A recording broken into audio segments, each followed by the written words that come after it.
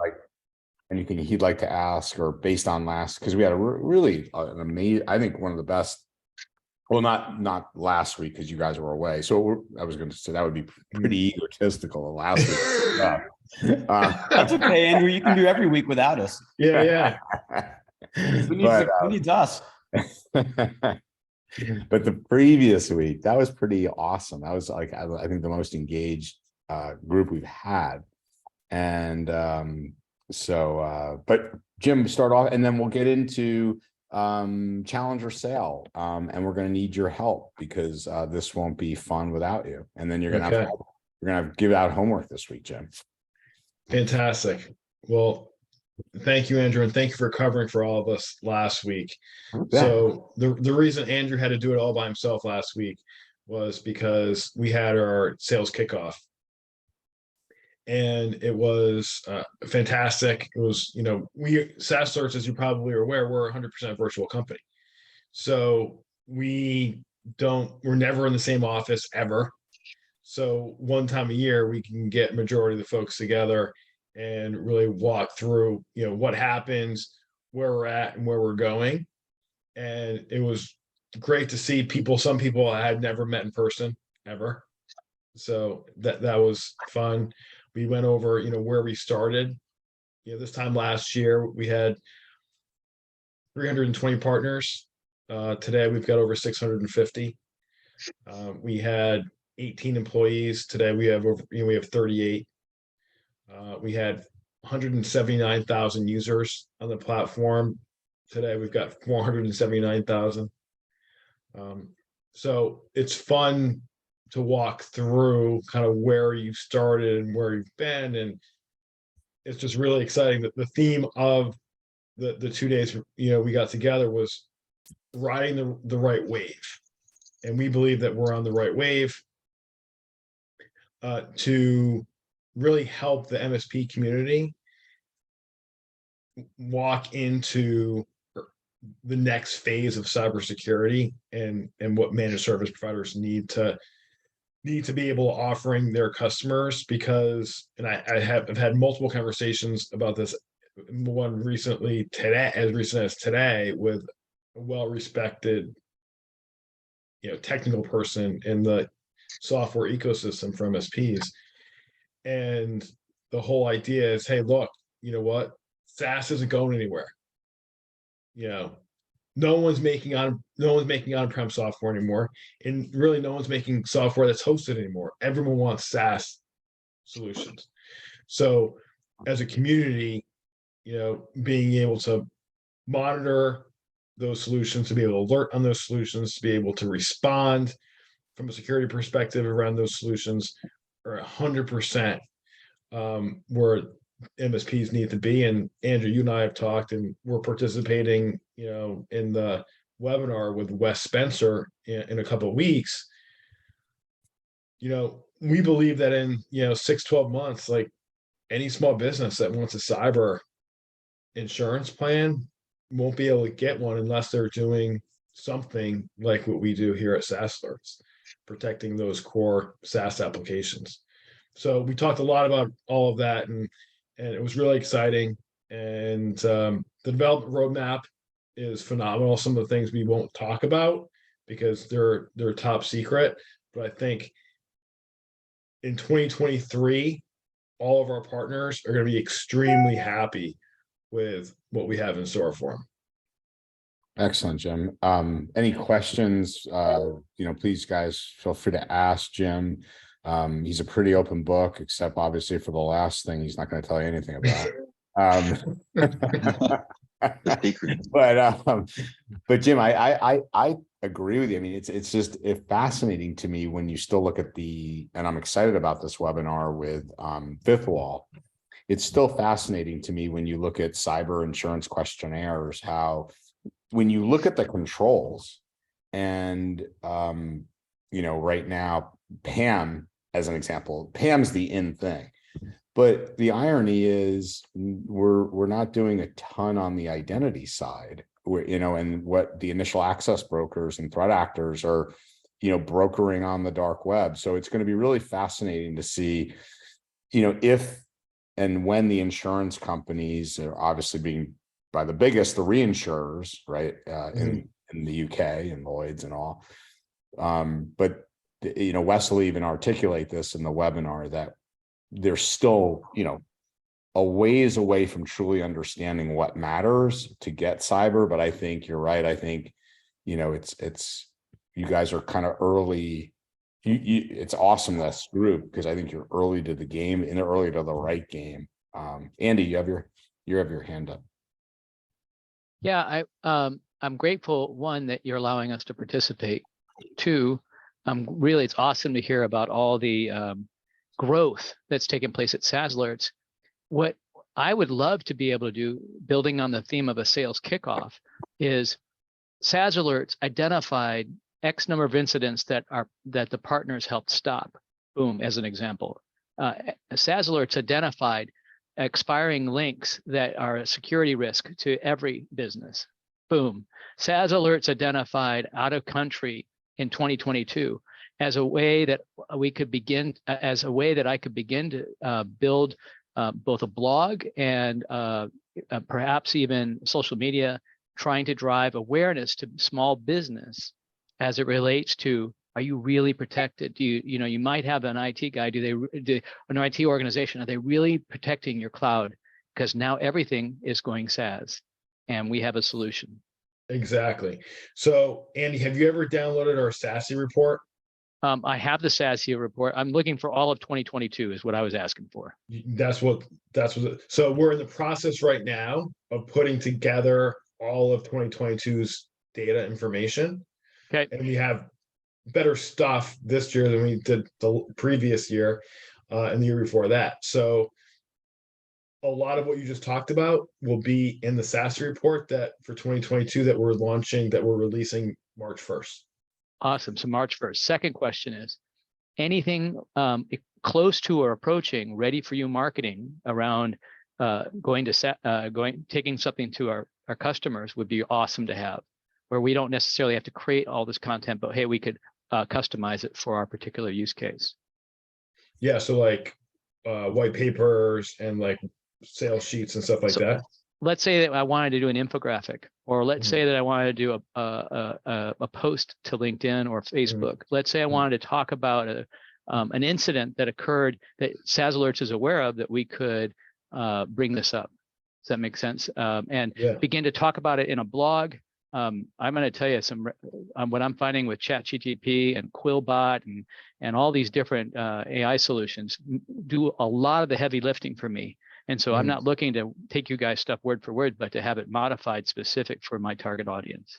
Got it. It sounds like, are you a Kaseya shop? I am. Okay. So it sounds like we were describing as powered services. But Robin Robbins, I think, is also doing something like this or close to it, but yes. Yeah. Okay. Yeah. So it's definitely stuff we're working toward this year, Andy, for sure. Thank you. We'll make sure that you have everything that you're supposed to have that we have already. Right. So you either have Connor or Alex as your account manager. Do you know who? Visually, I'm not sure, to be honest with you, because I haven't paid that close of attention to the account manager role. So okay. Sorry. No, that's okay. So Connor's on here right now. I think Alex might be as well. I don't know, but they'll contact you to make sure that you have everything that you already need from a marketing perspective, cool. And then we'll build from there. Yep, we're ready to roll. Thanks. Okay, you got it. Connor is with us, Jim. Alex is not. Okay, that's right. Alex is in Phoenix right now. I can guarantee it's not Connor. She's too cute. Well, Alex. So here's the thing. Alex is a female as well, and they look very similar. So I've talked to neither of them. I'll say it that way. I didn't want to interrupt the party there, but he's still with Anthony finishing up, who you're right is definitely doesn't look like Connor or Alex. There you go. Yes. By the way, that wasn't meant to be anything but a compliment. Sorry about that. I think that was spirit was taken. Okay, great. So Andy, so you're still technically in onboarding? I don't know. I know that we're using the product where we've got Respond going. I'm just ready to ramp this up from a marketing perspective. We still are finding a lot of healthcare organizations with local servers, some of them not even using AD, and we're wanting to solve all that by moving them up to Got it. Microsoft 365 and SaaS Alerts. Okay, cool. Well, we're here to help. Thanks. Good stuff. Chip, anything that you want to ask or share coming out of the kickoff? Anything a few weeks back that you might have wanted to ask about, or kind of now that it's settled in for a few weeks that people were talking to you about? No, I think we're actually pretty clear with the feedback that we've gotten from our vocal participants on the SaaS call, and we actually spent some time. The support and part of the engineering team was also at the SKO, so we certainly dug into those things and how they should influence our roadmap moving forward in 2023, and did bend the beam a little bit on some of those things as a result of this feedback. So that's good. Not going to get into it in too much depth. In terms of new product stuff, which we always kind of cover at the new products elements at the beginning of the SaaS call, I'd encourage everybody to go and look in reports at the new structure of the maps that was released, I believe, yesterday. That's going to be coming to the Manage app as well. So we're now doing complete aggregation and drill down. We've been a victim of our own success in the sense that map data has become so busy and so popular that it was taking a long time to load. So we've actually completely overhauled it. I don't think can certainly put it up on screen if everybody's interested in seeing it, but it's something you can see very quickly by logging in and just selecting reports and seeing that information. Other than that, we are already well underway, cracking down the big epic items and continuing to work on little features and bugs. So we're moving forward. Awesome. Any questions for Chip on product side that you guys may have? Just taking a look here, Jim. Doesn't look like it. Awesome. All right, so I'm going to share out my screen, Jim, and I would, love to banter a little bit with you about this because I know you're a fan. Huge. But then I'd also love everybody's feedback as well, and I'm not sure why I can't. Bear with me, please. Okay, my PowerPoint's open and Zoom doesn't want to share it. Let's try this one more time. Sharing out your whole desktop is a dangerous proposition. It really. There we go. Okay, I'm going to keep it in this mode. I hope that's okay with everybody. Can you guys see it fairly good? Yeah, I can see it. You guys good? Okay. So question one is, and Jim, monitor chat for me if you could. Yeah. Are any of you familiar with something called the Challenger Cell? Yes. Anybody? Some people, Jim, in there saying yes. I'm not saying it. Let's give us a Y or a no. Yeah, Y or N. If you got a no. Okay. It's a fantastic book. You're gonna get into it. Three no's. 3 no's. Okay. Four no's. So one of the things that we really not only provide you enablement, Andy, that you're asking for, the content, the blogs, but I think it's, what I really want to help inspire is change in the sales process. To me, this is, where I cut my teeth 30 some odd years ago, back in the day when you actually, knocked on doors and had to make 100 phone calls every single day. I started with ADP, and they had one of the best training programs, sales training programs out there. It was not far from you, Jim. I was up in East Hartford, Connecticut, but the reason I'm saying, kind of just giving you a history is historically, and I'm going to talk about this, what we think is good selling in the last 10 years when Challenger came out, and I think is still the leader by far right now in technology based, in terms of, when I say technology, I'm air quoting the human technology, if you will, of selling correctly. That's my terminology, but I'll get into what Challenger means. So when you think about the challenger sale, I'll just kind of read this off and I'll explain it. One of the interesting things they found, and this was based on research. So the Challenger book came out of research. They were trying to figure out what made the best sales reps. It was kind of like a metadata study. And what they found was completely counterintuitive to what they thought. And hence this just drive from this research company to go, wow, this is fascinating. And what they found was they thought, hey, the sales reps that are going to be the most successful, right, are the ones that can gain rapport and ask questions and are liked and etc. Does that make sense at an intellectual level? Right. Yeah. What they found was the exact opposite. They found that the reps that actually sold the most actually pushed buyers out of their comfort zone and actually created friction in the sales process. Now, not friction in the sense of them hating each other, right? Friction in the sense of knocking the buyer, the prospect, the existing customer, somebody doing a sales transaction, needing to procure something.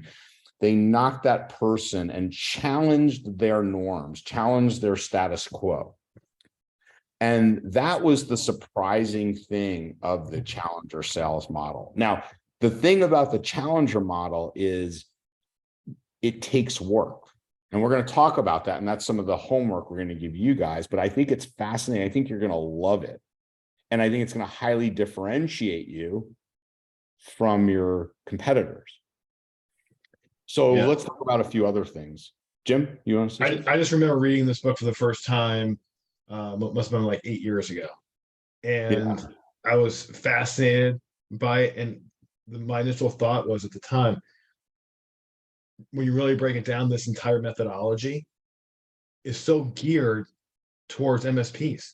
Oh, and most MSPs don't even realize it because the core MSP is an educator, right? They're not really the traditional slick sales guy that we always think is going to close the most business, right?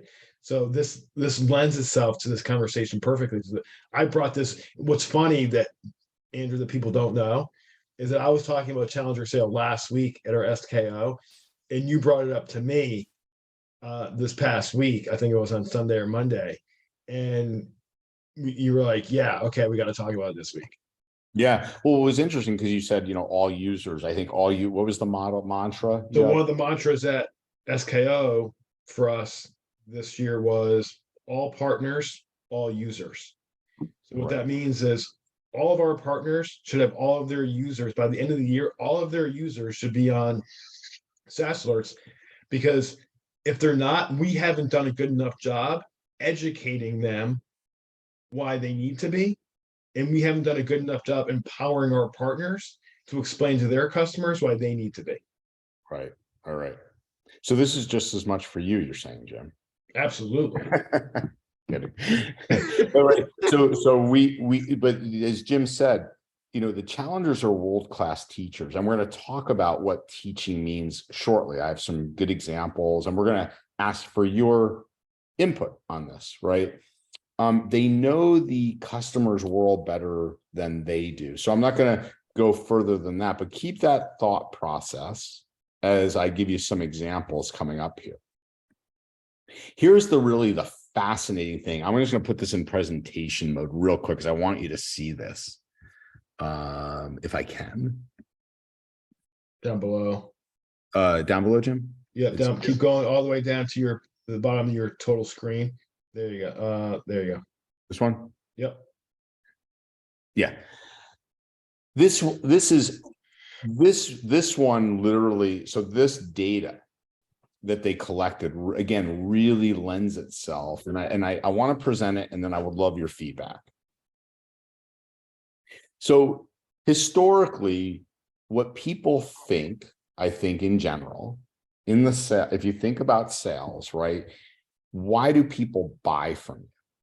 right? And historically you'd say, oh, well, you know, it's our company, it's our customer service, it's our value, and et cetera, right? Would you, you know, without, obviously you got to see the picture already, but would you guys, you come off mute or whatever, would you agree that if someone said why they do business, would you say that typically?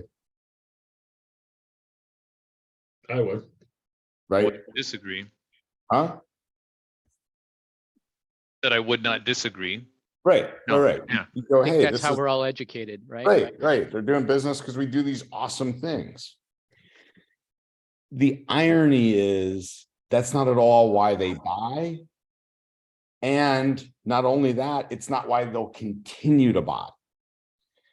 What they found was the reason they were buying from somebody and the reason they would continue to buy from somebody was, and by the way, caveat, you do need to have those things. You can't be crappy, you know, customer service and all those things. Those are, think of those as table stakes. But the reason they purchased was the experience. And let me now define a little bit about what that experience is. And we're going to talk about what it isn't also in the next slide. But what the experience is that these people articulated was the rep taught them something they didn't know, and it was incredibly valuable. And that whereas on one hand, as I'm going to show you in a minute here, let me just go to next screen if I could here. Then I'm just going to jump ahead and I'll go back. On one hand, they would talk about these dreaded conversations, right? And the second thing was incredibly, again, counterintuitive. The first one, you'd probably go, I get it. It's the sales rep that comes in and goes, basically, here's the brochure. This is the company. This is what we do. Let me tell you all about it. Right? You guys could relate to why that one's probably not too well received, right? Yeah, not exactly compelling. Not compelling. The second one, though, was equally as not compelling. And this is the one where you got to sit there and go, well, wait a minute. This is probably a lot of what I do or my employees do. Ask a bunch of open-ended questions, right? What keeps you up at night? And there's this pretty funny video, Jim, where they're saying, you know, what keeps me up at night is the next sales rep coming in asking me open-ended questions about what keeps me up at night. Like, yeah. Versus, and this is the experience that they even said they would pay for, even if they, for example, even if they didn't do business, that the experience, because they would have paid for understanding new ideas, getting taught about navigating issues, right? New ideas to save money, make money, gain market share, get into new markets, avoid risk that they were unaware of. And this one CIO in particular that I was listening to really articulated it well. CIO says, you know, I'm not opposed to answering questions. I get that we're going to need to answer questions in the sales process. What blows my mind is talking about salespeople. As a salesperson, you're going to talk to more people like me, more CIOs, or think about small to medium business owners, or Andy, think about it in your world, more healthcare practitioners that own, healthcare. You're going to talk to more of them this coming year by far than I ever would. And so the CIO is like, come to me with things that should be keeping me up at night. Right? Things that I haven't thought about. You have this insight that I may probably don't. So let me just pause there for a second. Any comments on this? First, any questions, comments on the challenger? No, keep going. Cool. Anyone else? Does anybody, use this or in their current model? No? I'm not aware of this particular strategy, but it's something similar where I, instead of going in and making a pitch for security services or compliance service, I said, I'd really like to understand how your workflow is, and maybe we'll be able to make suggestions about how to improve things. And this is how we build a rapport. That was what I was told was the most important part, how we differentiated ourselves from others. So think about this, Andy. Let's say it's workflow just for a minute, and I have to allow me to role play with you where I Sure. don't necessarily know this, but it would be more effective. Let's just pretend, you come in and say, Jim, you're selling Jim. Okay. What we've found, our research has found, is SaaS companies like yours, 50% of the time, greater than 50% of the time, their current workflow doing this, and this actually has increased latency in their applications. Or if you're talking to Chip, right? It's increased latency applications, it's decreased their QA, and on and on and on. And these are the things that our research has found. Versus, tell me about your workflow and I'll see if I can improve it. Does that make sense? Yep. So that's how the commercial insights that they call it. It's called commercial insights if you want to Google it in the challenger sale. And that's the challenge I want to bring to you all. We're not done with the presentation today, but I want you to think about, I'm going to pause for a minute here, Jim. I'll hit escape and I want to stop presenting for a minute. And I'd like to get some feedback from you guys. Again, this is where I need your help, right? To make this a good session. Can you think of something in one of your customers' industries that you know a lot about, where and even SaaS alerts, right? You could chime in here too if need be, but I'd really like to hear from the MSPs where you could say, look, based on our research, Mr. Prospect, Mrs. Prospect, here's what we found, or here's trends, or here's risks, or we've seen ways in which to make money this way. Our research has shown us in your industry. Anybody want to take a swag at that?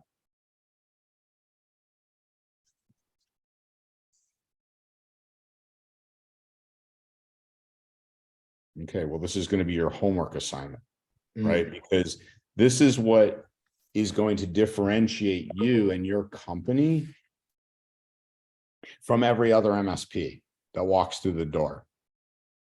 Because the other MSPs are going to be mainly these days talking about security, right? All I have to do is sprinkle security one way or another, and we think it's magic. And what the reality is, if you think about, right, risk as an example, that's what we are in essence trying to protect, right? We're trying to risk to revenue. That's our job, right? Increase productivity. But if we walk in with something that actually can, behind the scenes, right, we can fix that with our solution. In your example, and workflow, pretend you have an incredible workflow, suite, and the fact that, by securing, these healthcare facilities in a certain way, right? That is the answer to the challenges and the research that you've done. That's how it works, right? We're teaching, we're tailoring the message based on who we're talking to, owner, Right, or physician assistant or whatever, right? And then we are controlling or take control. That's the 3 T's. So Yeah, and Andrew, I'll give you have an a target. example. I would say the next one is a very specific. Come focus. Come in. Ryan, Sorry, I gotta move. Yeah. go Go ahead, Andy. Sorry. I was just gonna add another T, and that is a target for the type of sale. In other words, I don't have to take everything at once. I'm focusing on solving a specific issue and building credibility on that particular issue, and then we can add more later. For example, we started out with just security, and then we add in compliance, and then we can talk about moving them to the cloud from a premise space. I mean, you can literally build the sale up over time, and whatever they're most sensitive to allows you to have. I'm able to adapt in that way. Right. So Andrew mentioned friction before, right? And I want to qualify that too, because one of the things when he says friction, it doesn't mean making it harder to sell or to make it harder to buy, right? I talk about all the time, we don't want friction in the sales process. That being said, what Andrew's talking about is, when he says friction, is being able to disagree with your prospect, your customer, and explain to them why, quite honestly, their current mindset is wrong. And there's a lot of nuances to that, and there's challenges to that, right? But ultimately, I think people in the end respect folks that come in and say, hey, look, this is why you need to be thinking about it a different way, right? And I'll give you a really good example on the SaaS Alerts side. So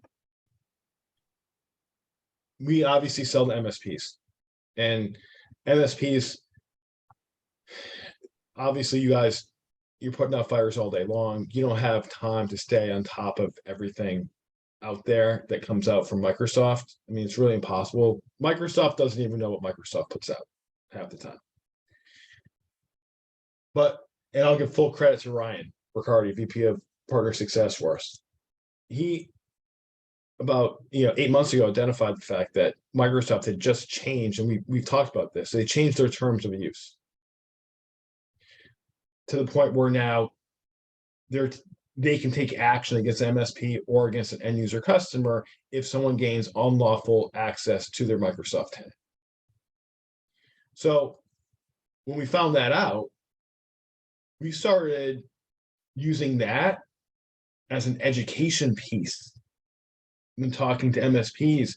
When they would push back on us, well, you know what? I don't have time for it. I'm currently evaluating too many other products. I can do it myself manually. Whatever the excuse was, the excuse du jour. We would just push back and say, well, are you aware that Microsoft changed their terms of use? Are you aware that you are now legally liable and your customer is legally liable for your own Microsoft tenant when it relates to user access? Are you aware of this? Do you know this? What if someone is breached? Are you prepared to have that conversation with your customer? And it opened up a ton of eyes to the point where we've now put it in marketing material. And I would say 9 out of 10 people that we asked that question, did you know they changed this? The answer was no. That is such a brilliant example of a commercial insight, Jim. And again, if you think about now extrapolating that as an MSP, how you could use that is you could say, for example, hey, our research has shown that 90+% of customers, of end customers, right? You're talking now to a customer prospect, don't have an incident response plan, don't have proper communication laid out if they were compromised to their customers, haven't had proper alignment of their service level agreements, don't have a breach attorney on on call. And the ramifications for that are X.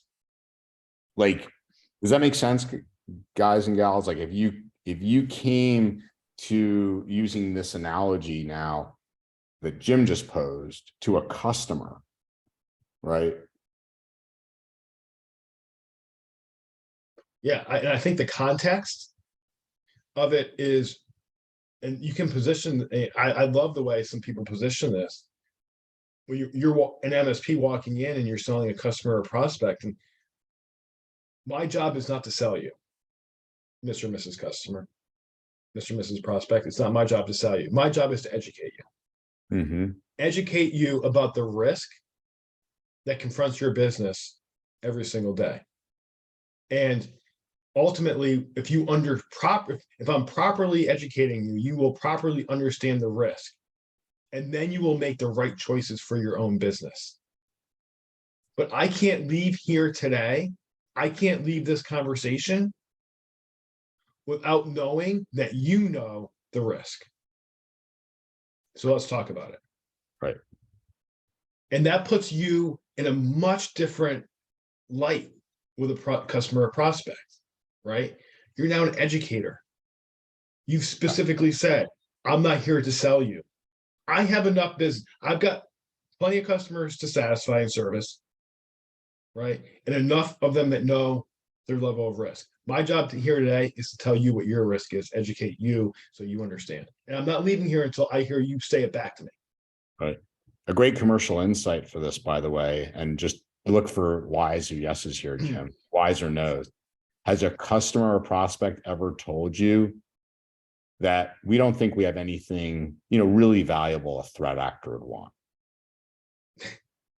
Have you guys ever heard that, kind of, let's see, one, all the time? We hear it all the time too, all the time.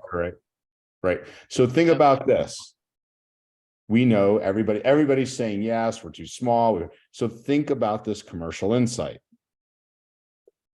Our research has shown that the majority of companies in the small to medium business sector feel they don't have data or information a threat actor would want.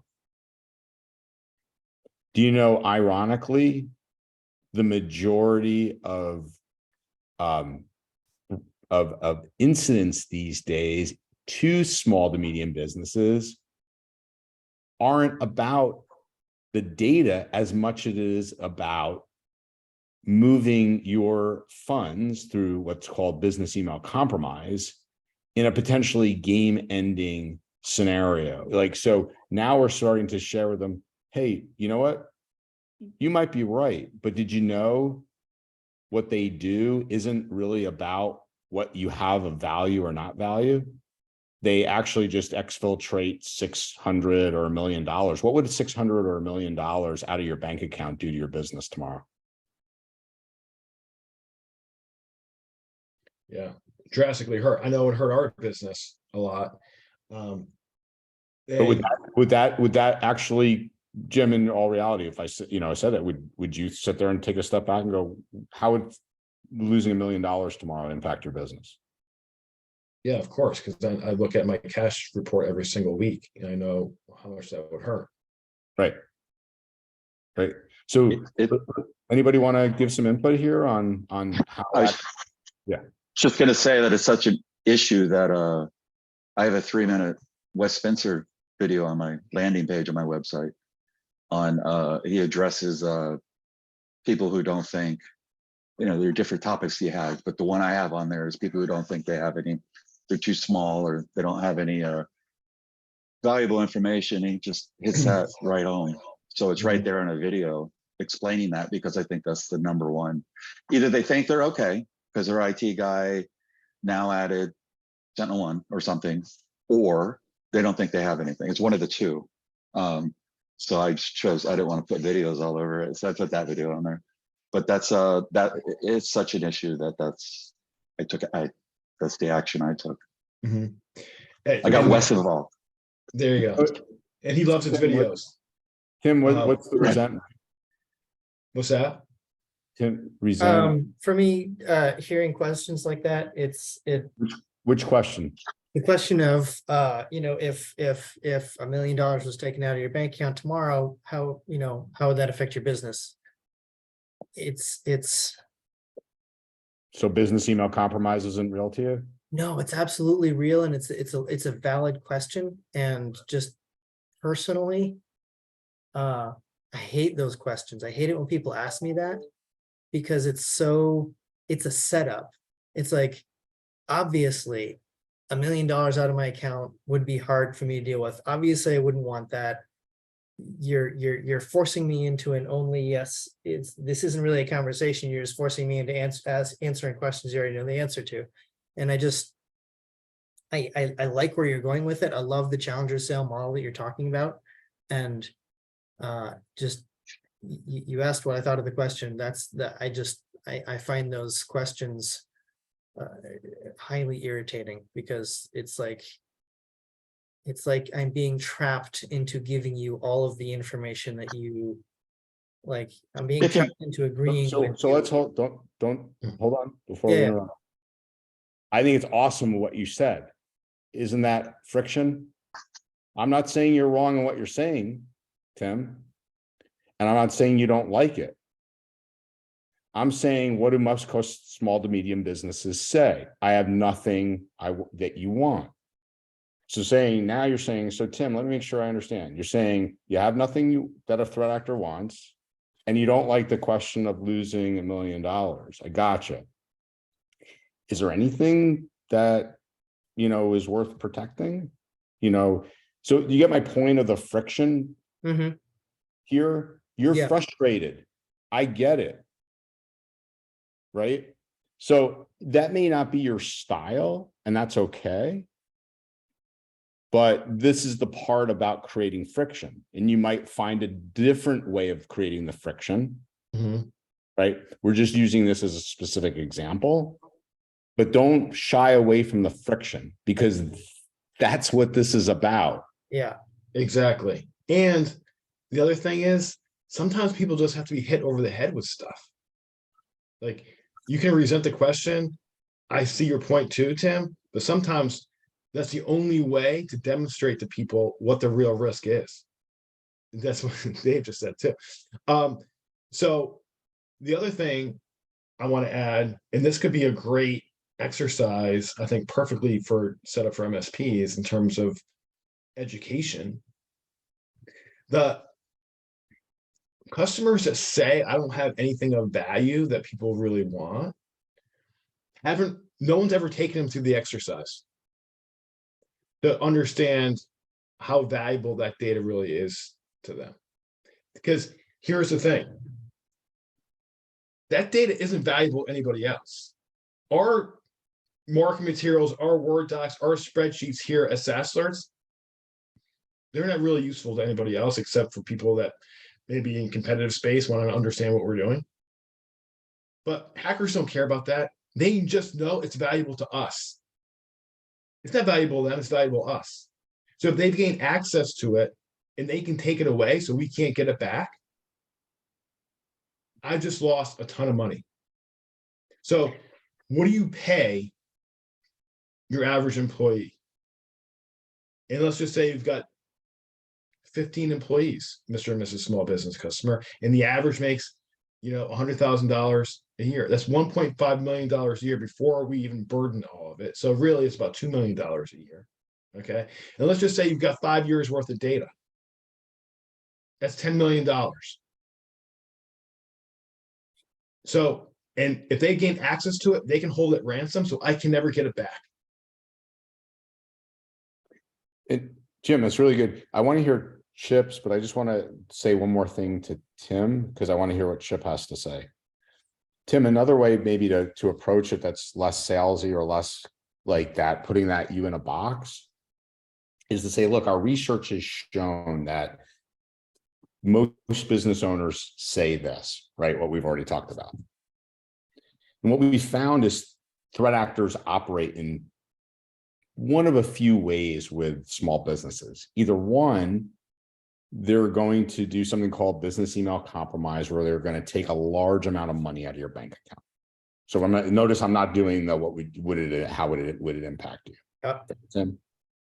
Right. They either take a lot of money out of your bank account, or they do something called ransomware, where they shut basically down all your systems.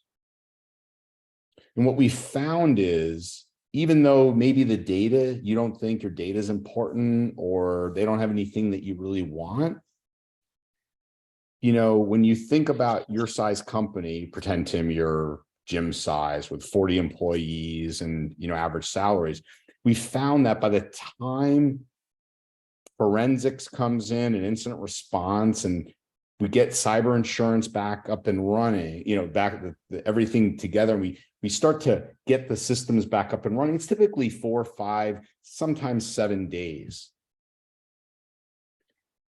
How would things look like if you guys couldn't operate 4 to 7 days?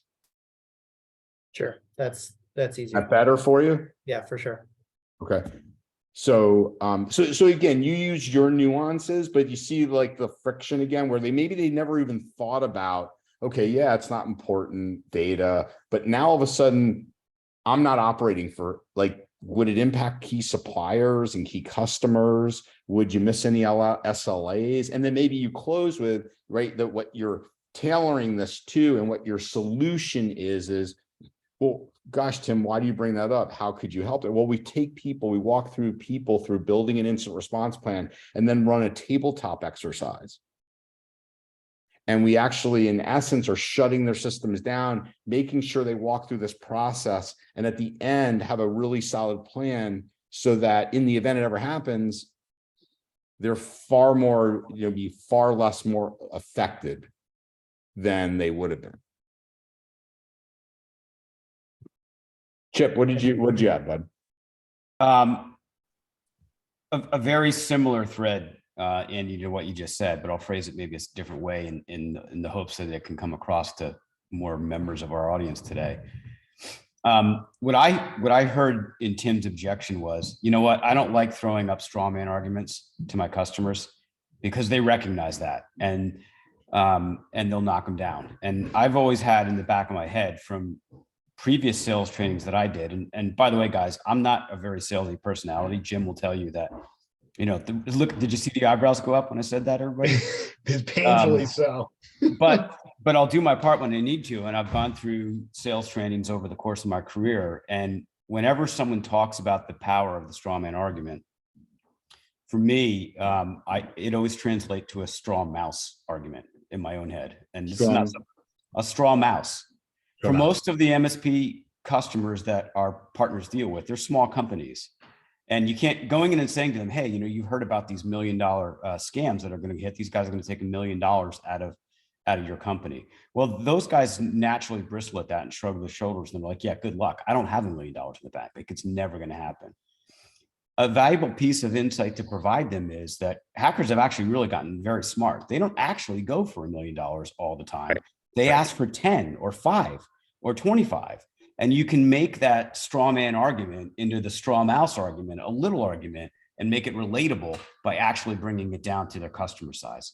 Because it is very different. Hackers do reconnaissance first, even on a little tiny company.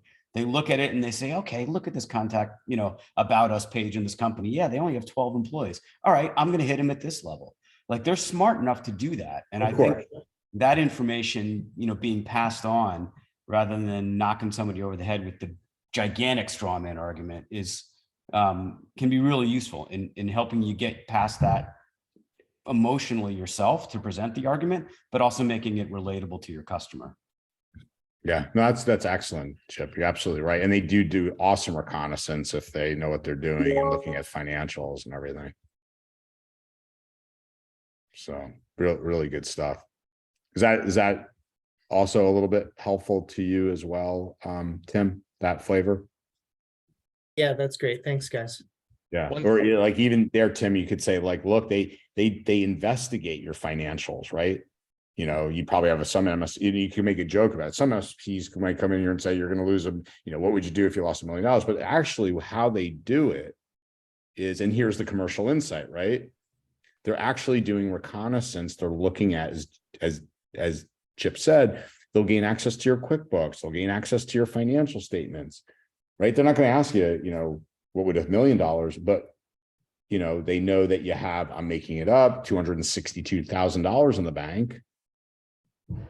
Probably going to try to move 260 of it. Yeah.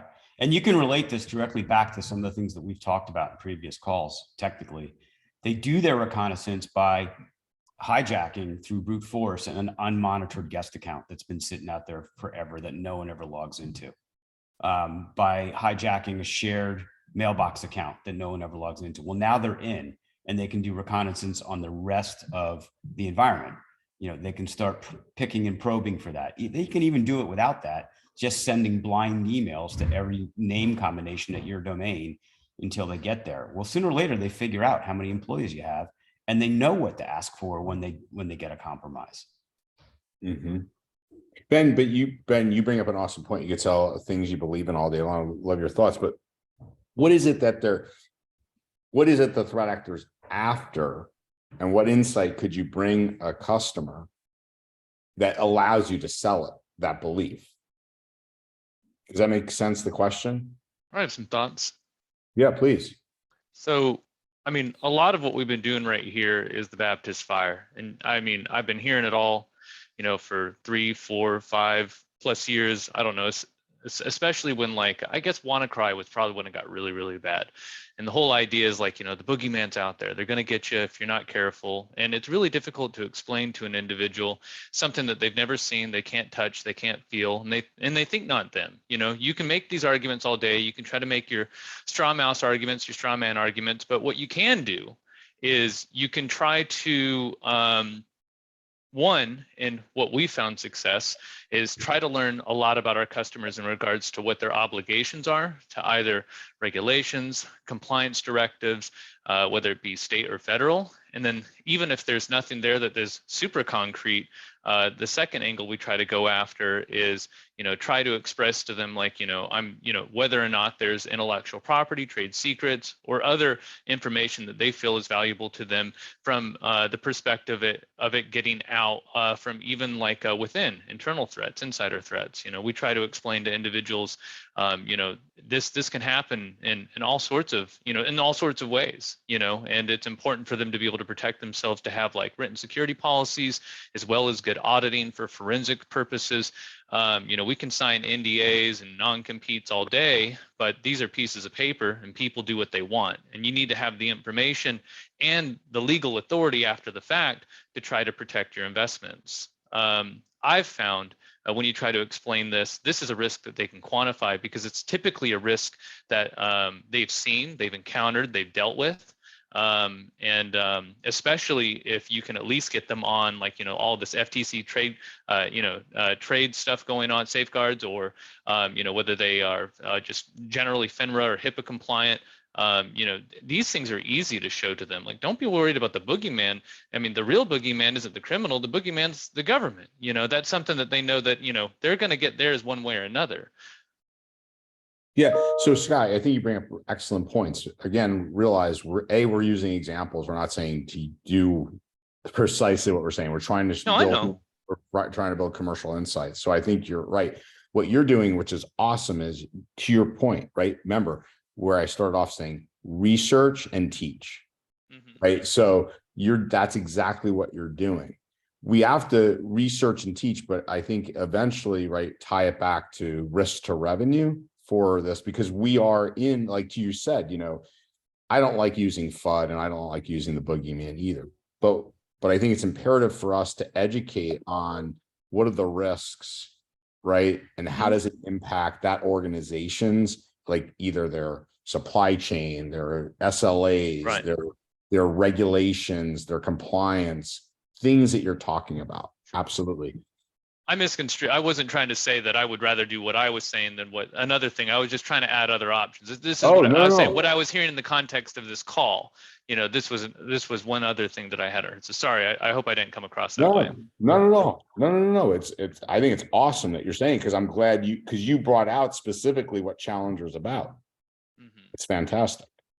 I was simply saying that sometimes, you know, with these, you know, a small, you know, very small business, like nothing I want, nothing, you know, how do we provide an insight that actually there is stuff they want? But it's different than you thought it is, you know, but excellent work you guys are doing there. Jim, we got a few minutes left here. Anything you want to kind of close us out with? I mean, look, great conversation as always. I would highly recommend people go out and read Challenger Sale. I'm not, I do a lot of audiobooks, so I think that's a good way to, at least for me to consume it. But I think it lines up perfectly with the way MSPs should be selling, because most MSPs don't have a lot of folks or, that fit the traditional, what people think are, closers, Glenn Ross type folks. Right. But they do have educators. They do have people that know a lot about different industries, what's going on in technology. And if they're there to educate, you're going to be amazed by how much, if you take that approach, how much business you could win. Yeah. And so, Jim, I really love it. Like, and Scott, I love what you said. Again, I don't want you to take it the wrong way. Can you guys all, like between this week and next, build, let's just say 1 to 3 commercial insights, and we'll beat it up here together. Just the way, like Tim's like, I don't like yours, Andrew, the $1 million. I thought that was great. Right. Let's beat these up. Let's work on this. Let's make each other, the iron sharpens iron. Let's make each other better. Is that a fair way to approach this, everybody? I think so. I already got my homework done. Yeah. Okay. You got yours to do. Is it, will everybody give you a quick yes, why that they'll do at least one insight. One commercial insight.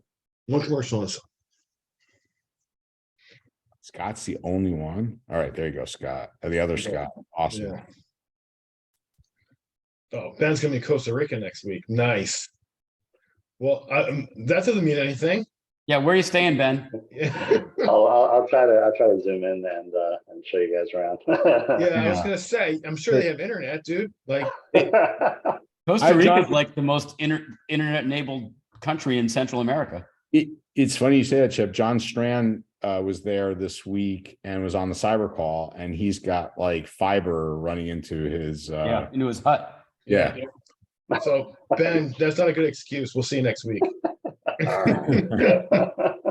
And maybe even show us some surfing from Tamarino or something like that. And all right. Awesome. I love the feedback. I love the spirited debate. And again, Scott, Tim, thank you really for pushing this and making us all better. Look forward to seeing you all next week. Jim, I do have to talk to you next Thursday. I'm actually in Dallas, so I do need to talk to you guys if possibly we could do it Friday, if that's possible. If not, maybe we'll keep it and let you run it, but I'll talk to you offline about that. Okay, sounds good. Okay. All right, everybody. Thanks, everyone. Have a good one. Thanks Bye. all. Thank you. Bye all.